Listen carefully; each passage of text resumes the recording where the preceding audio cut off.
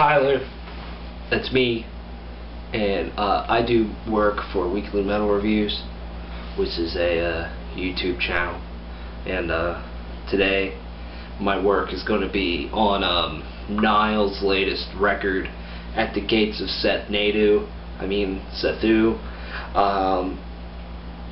Inside joke. Came out on Nuclear Blast Records not too long ago, and it's disappointing, I'll say that. I don't think this album is as bad as others, as I've seen others think. However, I do think this album is disappointing and just not the best.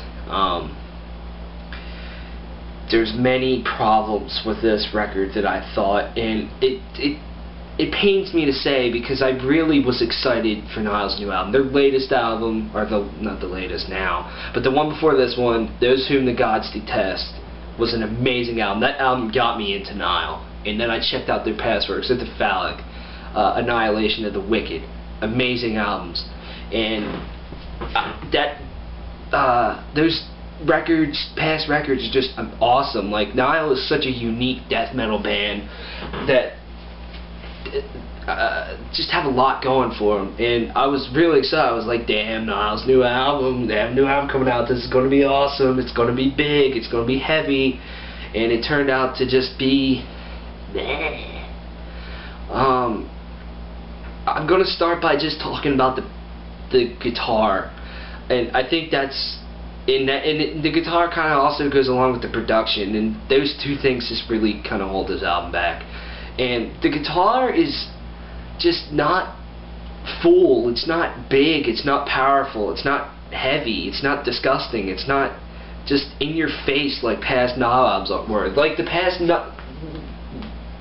old Nile albums just had this humongous guitar tone that is just so disgusting and heavy, and it just always, every song just comes out and smacks you in the face and just shoves your face into a wall, and then, you know, has a brick dropped on your face, and it's just that guitar tone really just is amazing.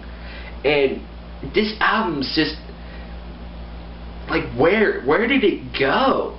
And I read something where Carl Sanders said they made this album to sound clean so you can hear every note, and I give him props for that, because you can definitely hear every note and it definitely sounds clean, but it's not Nile, and I don't want Nile to, you know, be the same thing over and over and over again. And they never were. They've always just wrote very consistent, solid material that, you know, it never really all sounded the same at all.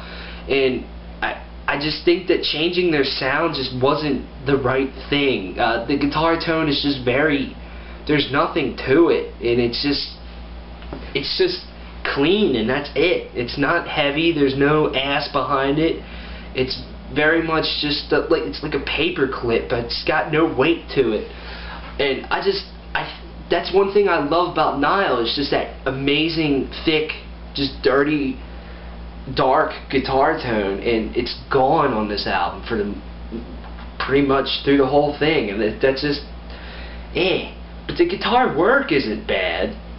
There's some pretty damn good riffs on here that Nile, you know, Nile's known for writing some very technical, good riffs, and those very unique, oddly harmonized leads they're still present on this album. It's just they don't sound the same because the lack of the great guitar tone that they had. And I mean, the lead work is good, and like I said, there's some good riffs. I think the first track has good riffs, the third track has awesome stuff, and I think Supreme Being of Megalomania, I think that's what it is. I mean, that has some good guitar work. I mean, there's some solid guitar work through here. It's just the sound and production of the guitar is just so dog shit, and it just really pains me to say that. And it's just also one thing with the production is the vocals just sound strange. I mean, Nile's always had some pretty damn brutal vocals, they always had some. I always thought some of the most brutal lows in all death metal, but sometimes here they just kind of overuse the low growls, and it's just sometimes the vocals just sound really off. Like, it doesn't. You don't have to even be musically inclined to know that something is just off, and you can definitely tell on some parts, like the vocals just sound like they're random, like, I don't know, just like they were drunk when they were recording it. We're just like,